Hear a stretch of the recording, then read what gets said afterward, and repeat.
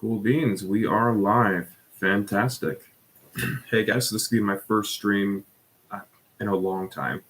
I haven't really been able to do a lot, largely just because I haven't had the technology, and I actually spent the past 6 months of my life without any Wi-Fi whatsoever. So what happens when you're a traveling chef and you're always on the road. But what I am going to do is I would like to talk for a minute about what happened recently in Nebraska with the ranked choice voting. So I think that during this red trickle, as some people have called it, everyone is constantly talking about the culture warrior aspect of it. All of these people who, there's Democrats saying, "Oh, these Republicans talking about a red wave, a red tsunami." I believe Steven Crowder was the one who first said that, and they're getting caught up in all of these culture war issues, but they're not really focusing on some of the other things that were on the ballot. See, I think one of the things that people really fail to bring up is that on the ballot, there were some pretty amazing initiatives. One that actually just happened in my state when I voted was they had a prop in Michigan to restore Roe v. Wade, which was interesting because the wording said to restore laws as they were under Roe v. Wade. And I think it would be a entirely different video for another day. I'll just say that. But here we go.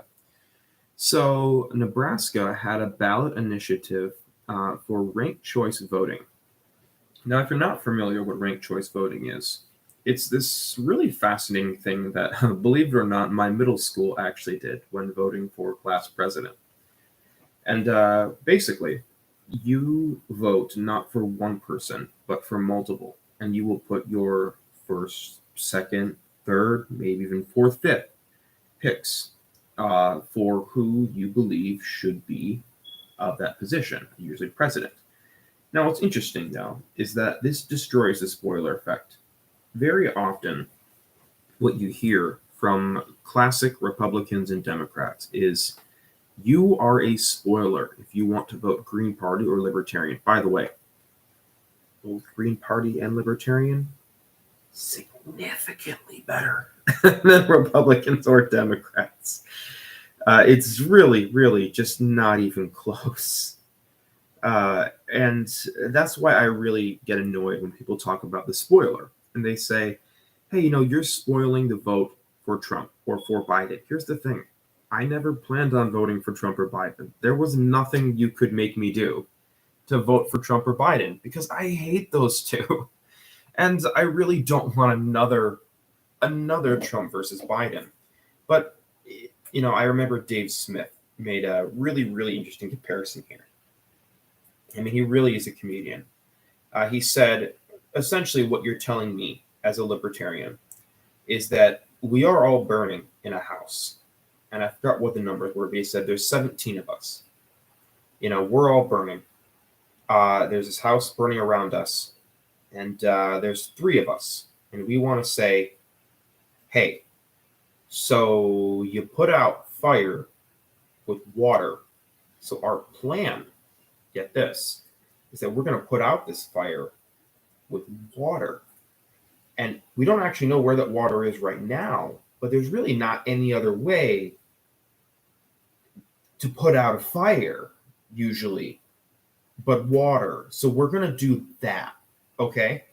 And then the other people are saying, but there's this can of gasoline right there. Why don't we can just use the gasoline? And then, the libertarian is saying, no, you see, you put out fire with water. And they're like, yeah, but that's what's here. And also, you are going to be the reason this house is going to burn down because you won't help us when we tell you to grab more gasoline. And I feel like that effect happens with the Green Party as well. And this is why I'm a really, really big proponent of ranked choice voting. Because if you are putting together a ballot and you say, my first choice is, let's say, the libertarian candidate. I like, I'm very pro marijuana. I also don't like taxes very much. My second choice would be the Republican candidate. He's not pro marijuana, but I would get a tax cut under it, and I do like tax cuts. Uh, my third choice would probably be Democrats. Uh, my last choice is, and this is not my choices, by the way, but this is an example, it would be Green Party because I think they're far left socialists and all this other stuff.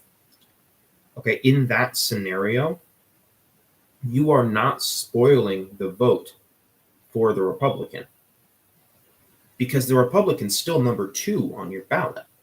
What you're actually giving the politicians is an accurate representation of what you want, which is democracy at work. And one thing that I find really fascinating as well is, I was watching a conversation a few nights ago between Lex Friedman and Destiny. And he brought up a really good point, and I feel like he did not really flesh out the idea well enough, though, on that show. Lex, being someone who is Russian and not very trustful of government, dare I say, he is saying, I don't trust the government. They don't deliver on anything that I want. By the way, true. I want legalization of marijuana. I don't know if he said that specifically, but he pointed to it as an example of something that like almost everybody wants, but they never pass. Universal health care is another example. There's also a lot of right-wing proposals as well. I mean, you'd be surprised the amount of conservatives who are pro-taxing the top 1% of the top 1%. If you ask 9 out of 10 conservatives, hey, so Jeff Bezos, think you should pay some more in taxes? They're all going to say, oh, well, yeah, duh. Yeah, duh. But, not small business people, right? And that's really the only dividing line often. But what's really interesting is that you're given a situation where everyone, or at least a lot of people, innately believe this, and they speak about this. But yet, for some reason, the only thing that the politicians hear is cancel, Ilhan Omar for her latest tweet, or Trump, or remove so-and-so from Twitter, or, oh my gosh, look at Elon Musk. Okay, no one cares. They think that we care about that because, unfortunately, there are a lot of, 14 to 19-year-olds on Twitter boasting that out to the wide heavens. But in reality, I don't think that is even remotely what the American people want. And the problem, though, is that, and I think Destiny was the one who brought this up, going back to that point. He said, you can't put all the blame on the politicians when you and everyone else are the ones telling them, hey, this is what I want. And they're reading that and they're saying, okay, you want culture war? I'll give you a culture war. And I think that is a problem. Now, the reason I went on this whole tangent was to talk about how ranked choice voting would actually really affect this. In a situation where you have terrible candidates versus each other, Trump and Biden, for example, and perhaps soon to be Trump v. Biden 2 Electric Boogaloo, because it's always the sequels that really, really pull it forward. And I think that in that kind of situation, you want a ranked choice ballot because the only people who are voting for Biden, I'll give you a hint, it's just because they don't like Trump. And like most of the people voting for Trump, I'll give you another hint. They just don't want a corpse in office. Sorry, it's true, okay? Don't hate me. I'm just a messenger. And, I think that one of the really interesting things about this situation is that if you had ranked choice on that ballot, on the national stage, neither of those two would have been president. It's not even close. So many people hated both candidates. And it's the same from 2015. How many Trump supporters did you hear say it's better than Hillary? And you know what? Maybe they're right. Maybe they're wrong. I don't really feel too strongly either way because I kind of hate them both. And I don't think they did either. But I actually went to a Trump rally in 2019. And I asked a lot of these people, why why are you for Trump? And a lot of time, the responses were the same over and over again. It was better than Hillary, better than Biden. You know what? It's better than the alternative. And I'm thinking, that's a low bar you set there. And I mean, I guess he cleared that low bar. Or actually, no, he didn't even clear that bar. But I think that if we had a ranked choice on the ballot, what we would have is a lot of the other figures who were far more popular on a national stage, but a lot of people didn't want to vote for in fear that they would spoil the ballot. Such as, for example, I know that Andrew Yang was super duper popular, at least online. I can't say necessarily if that would translate to votes, but I mean, he was more to the center than a lot of the other candidates on a lot of different issues. He made a lot of appearances on right wing talk shows, even though he was very clearly a New York leftist. And I mean, I'll admit, I am biased here. I'm a big fan of his. I donate to his campaign and everything.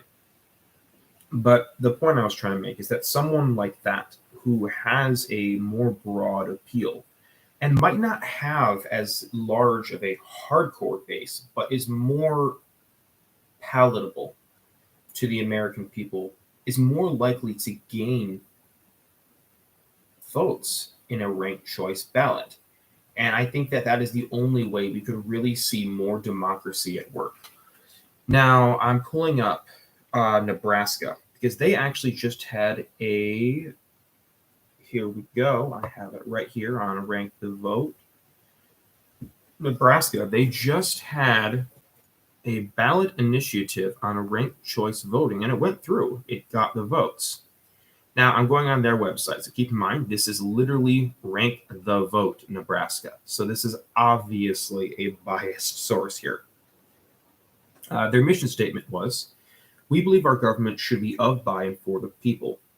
But the way we vote limits our choices for leaders and fails to hold them accountable to the communities they represent.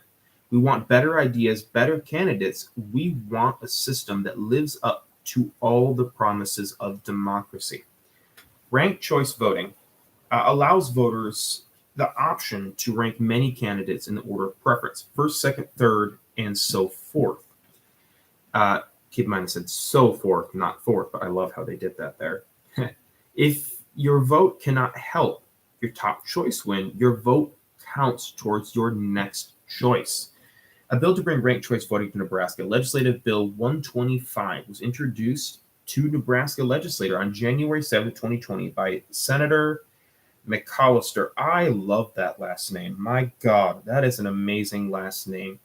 McAllister. Hey, McAllister. Hey, Mr. McAllister. I got something for you. I love it.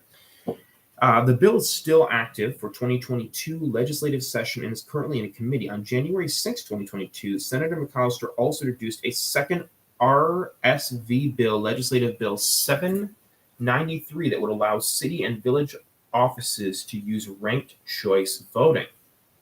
Now, here's another one that's really interesting. I think that on a local level, this would create a really interesting effect.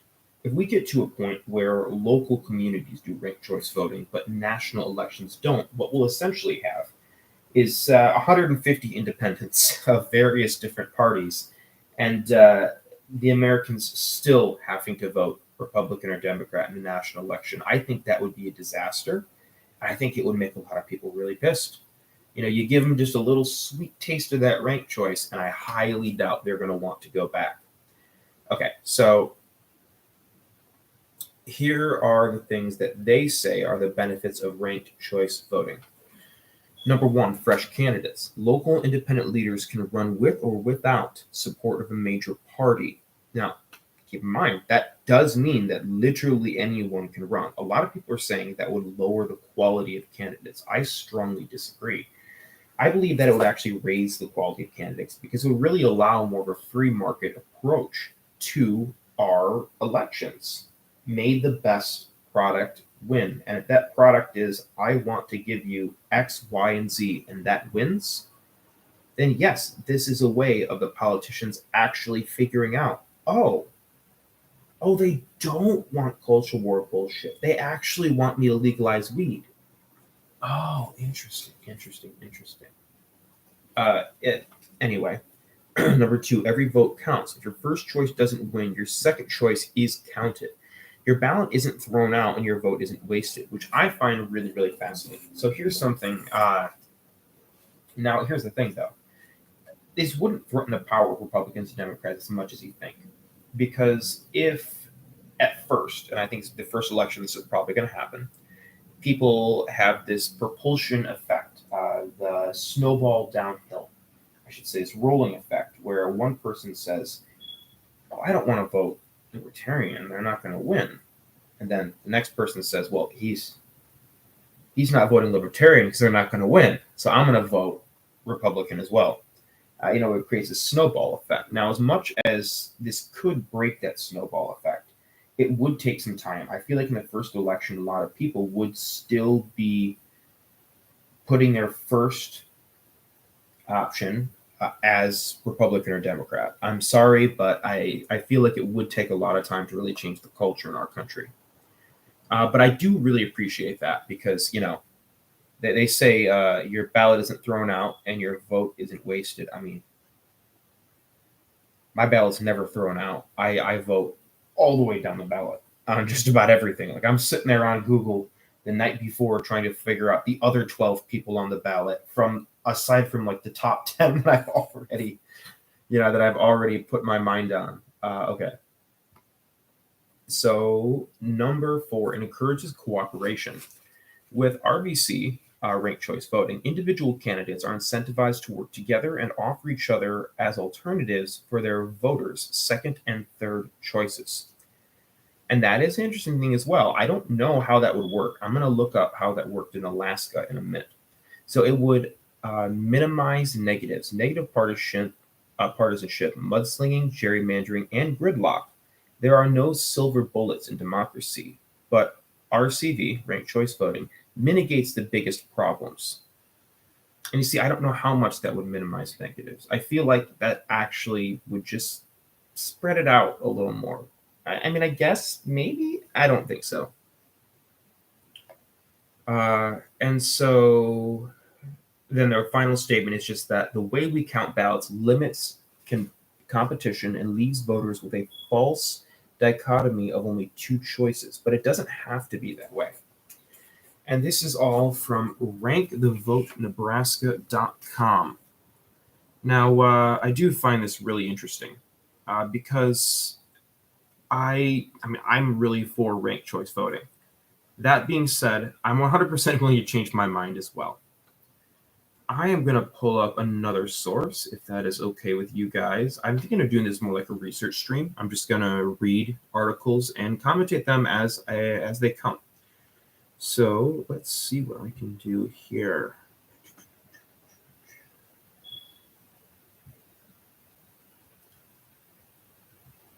I should warn you, I have no experience streaming at all. And I don't even know how to overlay things on the screen yet. So that's fun. Whatever. We can work with what we have. The next thing I would like to look up is the arguments against it.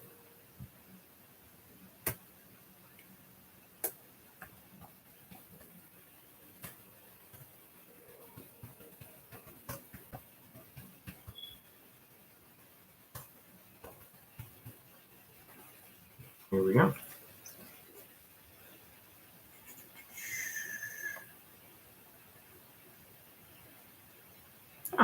Here we go.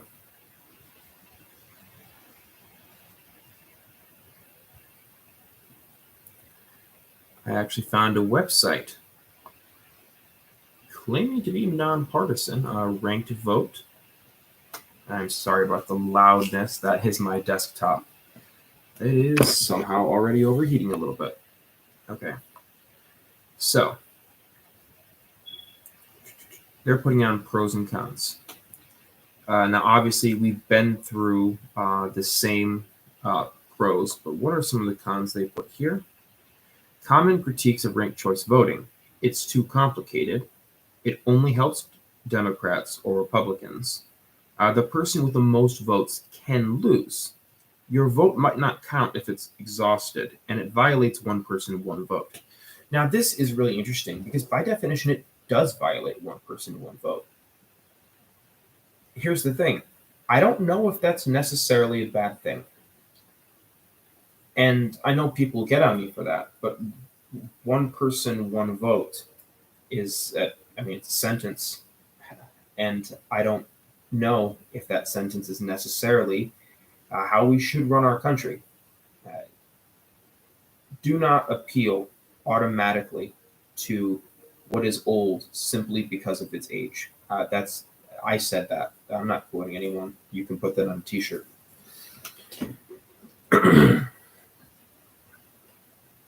So, okay.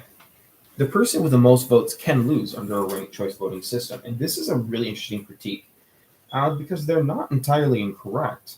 Under a ranked choice voting system, it is entirely possible to lose, even if you have the most votes. Wait, how?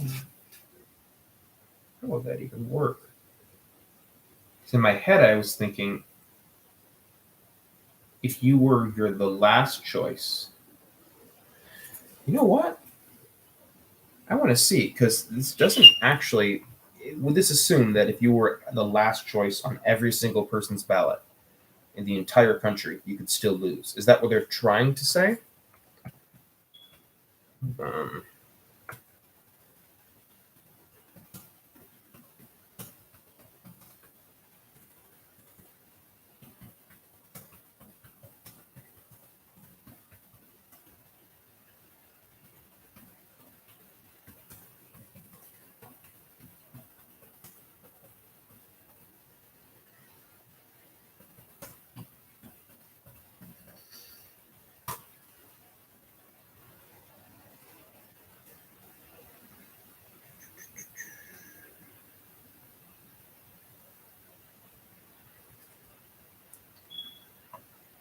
oh, and by the way, the ranked choice voting that passed in Alaska,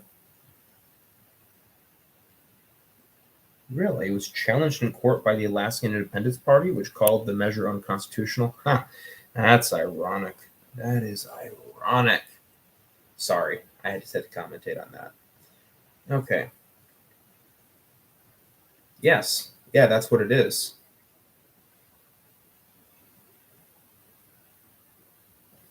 Wait, really? Hold on a second. Ranked choice voting, winning by losing, according to the Capital Research Center.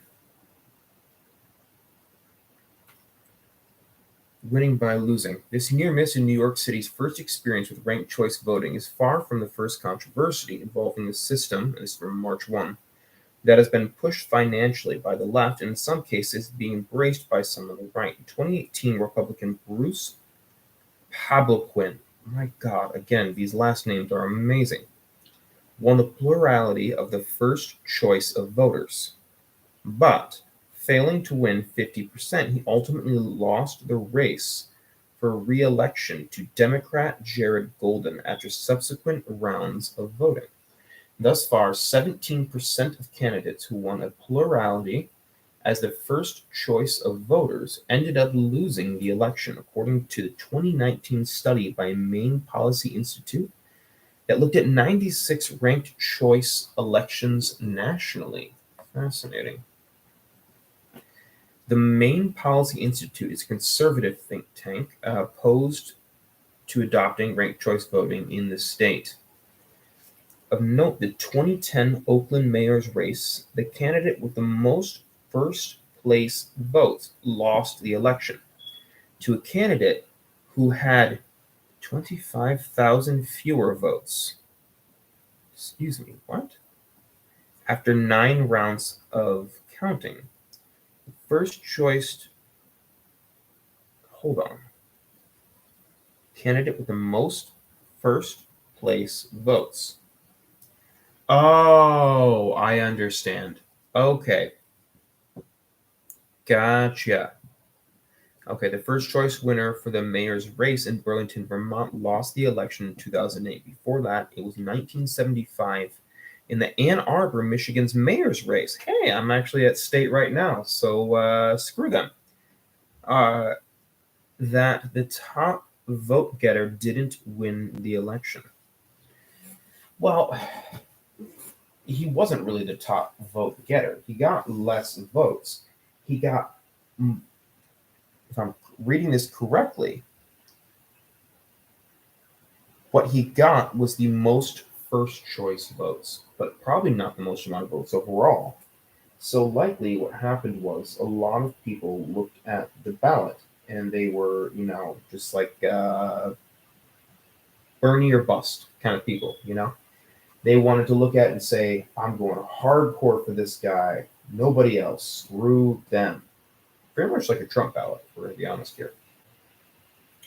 On the other hand, and this is quite fascinating, somebody else won despite getting 25,000 less votes. And this would imply that people put them as number 2, 3, 4, or so on the ballot more. I guess you could say it was not the most liked, but rather the least hated person who made it to office. And I guess you could argue that is a little bit of a danger because if essentially you're going for the lowest common denominator, I think what that's going to help more than anything is people who are towards the center. In that kind of situation, I think the 2020 matchup would have probably ended up the same. And that was just interesting to think about, I guess. But no, I mean, not completely the same, but with the Democrats winning at least, I think that is an interesting thing we need to be aware of. I never knew that that was something that was possible, even. Okay, and then on the stream, I want to go a little bit more, look at just a few more articles on this subject.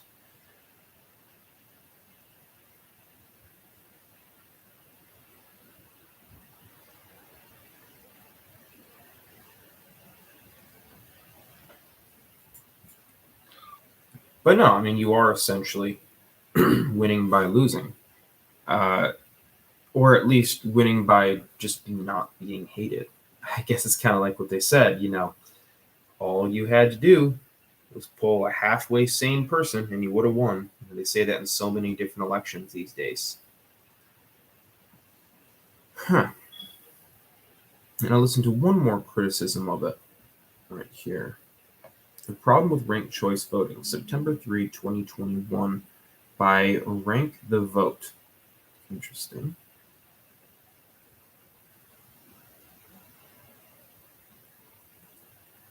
By Dan Sally. Since New York's highly publicized ranked choice voting in their most recent mayoral primary, people across the country have begun debating whether RCV, ranked choice voting, could improve elections where they live. As part of that consideration, a number of issues have been raised as to whether ranked choice voting would be an improvement against the status quo. While we at Rank the Vote obviously fall on the other side of this debate, it's important to address the proposed cons and provide a full understanding of the issue. Below follows some of the more common doubts people have about ranked choice voting. One, they say that ranked choice voting is too complicated. This by far is the most common criticism of ranked choice voting. Ranked choice voting undoubtedly represents a departure from what people know, and voter education is critical to making it work. In fact, New York City's efforts to educate their own voters were so comprehensive, it gave many outside the city a familiarity with the process. Interesting. Exit polling also showed that 95% of voters who participated found the ballot easy to participate. I need to look at that exit polling. Okay, it's taking me to the City NYC report from Monday, November 14, 2022. No, sorry, from the campaign in 2021. Did ranked choice voting work in NYC? It depends on who you ask. And I want to see the exit polling. I really hope this isn't one of those circular loops that I keep seeing. I'm not going to click on the exit polls tab of, gosh darn it. Okay, now am I on the exit poll? Please. God dang it. Oh. Okay. Oh, hold on. Yes, finally I have the original PDF from that exit polling. Let's see about this.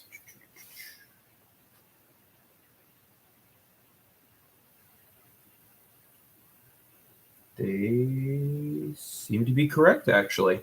Huh, okay. What? The media didn't lie to me? What is this? Okay. So, exit polls commissioned by Common Cause and Rank the Vote NYC and released in late June showed 78% of nearly 1,700 Democratic voters surveyed understood ranked choice voting extremely or very well. So it's extremely or very comma well. I put the comma in the wrong place. No surprises there. Yeah. Okay. So every article they link to says the same thing until you go back to the final PDF where it does verify that these were the actual votes. It's too complicated. Let's get the obvious out of the way. Yes, ranking candidates is more complicated than selecting one. But is it so much more complicated that it becomes a barrier to voting? They argue absolutely not. It's like saying that signatures should only consist of your first name because writing both your first and your last name is too much effort. Yes, technically writing both names is more effort, but the additional effort is so minimal it can be ignored. I don't know if that's necessarily a good argument. Is it? Well, I mean, to be fair, if New York could figure it out, and New Yorkers are New Yorkers, maybe. As this is borne out in the data, in the decades that ranked choice voting has been in use in the U.S., election turnout and ballot completion have not been negatively impacted. In Alaska's 2022 congressional special election, 73% ranked more than one candidate, 85% found ranked choice voting simple, and 99.8% of votes cast were valid. It's actually fairly high. I feel like some other states were a lot lower than that. I'm going to Google that in a second. In Maine, turnout for both the 2018 first midterm election using ranked choice voting and the 2020 first presidential election with ranked choice voting elections were higher than previous comparable elections. If you still think ranked choice voting sounds complicated, you can always see exactly how it works using ranked vote. Excuse me. Interesting. They're saying it only helps Democrats and Republicans. It's natural for losing campaigns to cast blame on anything other than themselves. Ranked choice voting, when used for the first time in a jurisdiction, therefore become a scapegoat for explaining why our candidate lost. Republicans lost a U.S. House seat in Alaska. Excuse me. Notable party members decried ranked choice voting as rigged or weird. No, really? People decried an election as rigged? I never knew that. Sorry, I just had to. I had to. When moderate Democrat Aaron Adams won the Newark City mayoral primary in 2021, progressives decried ranked choice voting as a gift to moderates. Oh no. You're meaning to tell me that the people who weren't hated as much as you got a gift by getting more votes? Oh no, what will we ever do? And even ahead of the 2022 ballot initiative to bring ranked choice voting and open primaries to Nevada, the Democratic Party leaders are decrying ranked choice voting as exclusionary. That's hilarious. Oh my God, that is hilarious. The Democrats decrying ranked choice voting as exclusionary. Dude, you are the people who literally, not like what, 5 months ago, were calling up voters who were fans of the Green Party, telling them By the way, this is me speaking from the Green Party in a very official voice, and I'm telling you, as an absolute fact, you should not vote for my party that I currently work for and I'm getting paid for right now on this billable hour. Vote for Democrats because we want to save our country, or whatever bullshit I'm supposed to say. Luckily it didn't work because people aren't idiots most of the time. Most of the time, keyword. But yeah, it's they just got done doing this, and yet they're now saying that the exclusionary people, that's really the people who want more individuals on the ballot. Those are the exclusionary people, right? Right. And I'm sure it was also rigged 100%, not by phone calls, of course, to voters. Definitely not. Ranked choice voting doesn't structurally favor any particular party, but it does put pressure on the status quo. That's why you'll sometimes see those that benefit most from the status quo resisting, criticizing, and scapegoating the reform.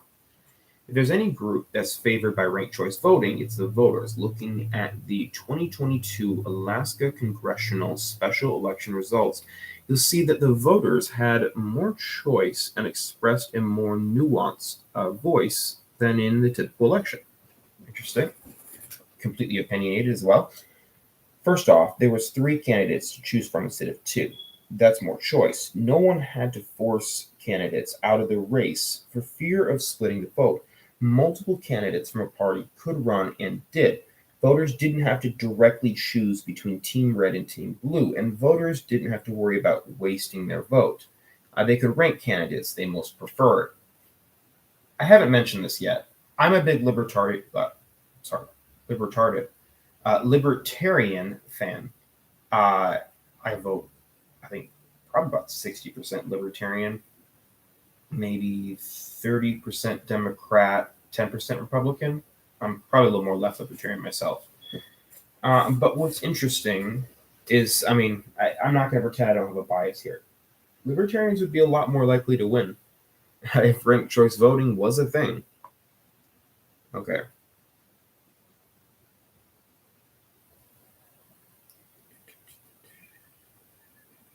Really.